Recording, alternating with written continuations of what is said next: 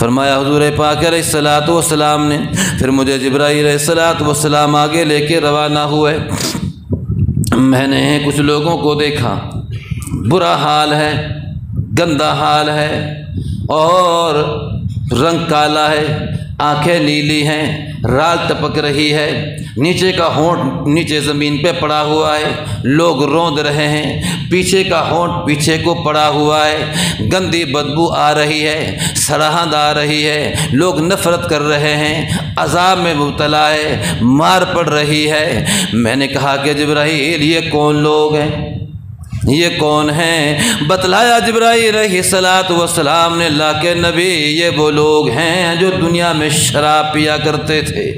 اللہ پاک کی ذات نے شراب کو حرام فرمایا اور منع فرمایا، اور اللہ پاک کی ذات نے فرما دیا ایمان والو اس گندی چیز سے پرہیز کرنا، اس لیے کہ یہ تمہارے لیے نفع دہ نہیں نقصان دہ ہے۔ یا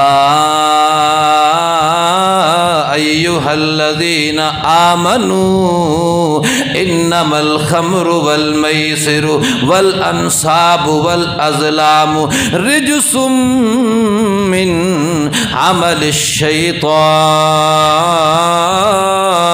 الشیطان فاجتنبوه لعلکم تفلحون۔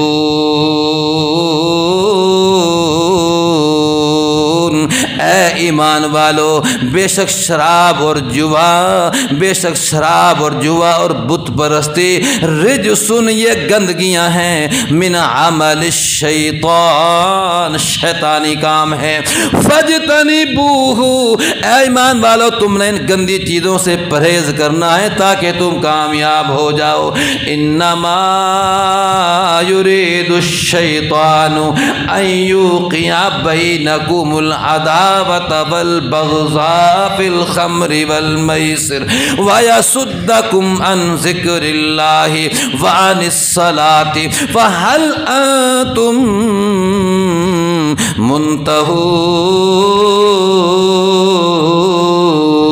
منتہون۔ کہو سبحان اللہ۔ اللہ پاک کس طرح سمجھا رہے ہیں ہمیں، کس طرح اللہ پاک نے ہمیں کھول کھول کے بتایا قرآن پاک میں۔ مگر آج مسلمان پڑھے تو تب کہ اللہ کا حکم کیا ہے، اللہ نے ہمیں کیسے کیسے تنبیہ کی ہے قرآن پاک میں۔ مسلمان کا تو سارا وقت بیچارے کا لگ رہا ہے انگریزی پڑھنے میں، عربی تو اس نے اختیاری کر دی ہے، اختیاری پڑھو چاہے نہ پڑھو، مگر وہ لازمی پڑھنی ہے۔ تو اس مسلمان کو بیچارے کو کیا پتہ ہمارا قرآن کیا کہتا ہے، اس کو کیا پتہ قرآن کی اہمیت کا، اس کو کیا پتہ دین کی اہمیت کا، قرآن کا شریعت کا اصول کیا ہے، قوانین کیا ہیں، ضابطہ کیا ہے، قرآن و شریعت کا آئین کیا ہے۔ اس بیچارے مسلمان نے تو رٹے لگائے انگریز کی جھوٹی کتابوں کے، اس نے تو الماری بھری ہوئی ہیں کالی کتابوں کے انگریز کے قانون کے، فلاں انگریز نے یہ کہا، فلاں نے یہ کہا، فلاں نے یہ کہا۔ اس بیچارے کو قرآن کا تو پتہ ہی نہیں۔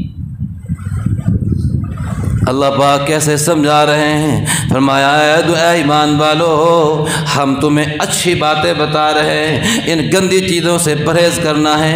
انما یرید الشیطان ان یوقع بینکم العداوۃ والبغضاء فی الخمر والمیسر۔ اے ایمان والو شیطان تمہارا دشمن ہے، اس کو اپنا دشمن ہی سمجھنا ہے۔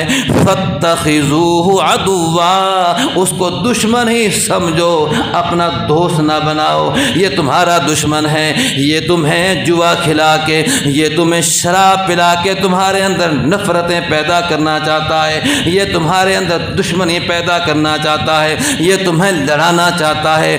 اس لیے کہ جب تم شراب پیو گے عقل کام نہیں کرے گی، کسی کی بہن کو گالی دو گے، کسی کے گھر میں داخل ہو جاؤ گے، کسی کو نہ جانے کیا کہہ دو گے، دوسرا برداشت جب نہیں کرے گا تو کیا ہوگا، لڑائی اور جھگڑا جھگڑا ہوگا، اور جب جوا کھیلو گے جس کے پیسے مارے جائیں گے وہ بات بات پہ لڑائی جھگڑا کرے گا، پھر کیا ہوگا؟ بات آگے تک بڑھ جائے گی۔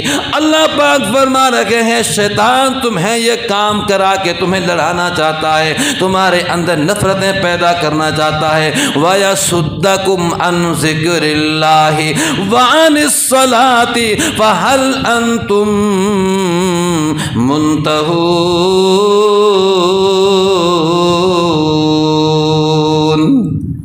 اور تمہیں شیطان کیا کرنا چاہتا ہے؟ تمہیں اللہ کے ذکر سے روکنا چاہتا ہے، ان کاموں میں ڈال کے اللہ کے ذکر سے روکنا چاہتا ہے۔